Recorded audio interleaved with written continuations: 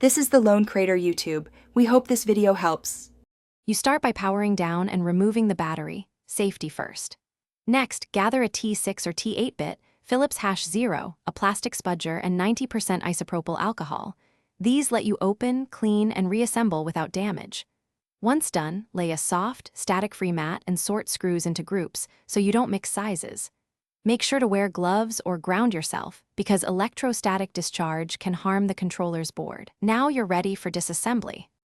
You remove the 5 screws and gently pry the shell open, starting at the seam. Don't force it. Once separated, lift the PCB while noting ribbon cable direction and the trigger spring's exact spot. Take a photo if needed. Now examine the RT assembly. Check the microswitch contacts, the analog potentiometer for dirt or corrosion, and plastic trigger guides for cracks.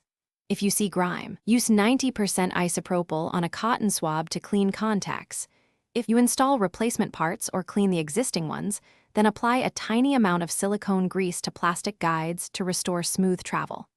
Reseat the trigger spring and ribbon cable exactly as before, then close the shell and tighten screws evenly to avoid warping.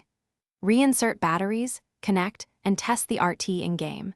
Calibrate dead zone in controller settings if necessary. If the trigger still registers phantom inputs, try a second cleaning of the potentiometer contacts or replace the microswitch. That's the most common final fix. Thanks for watching. Consider subscribing if we helped you.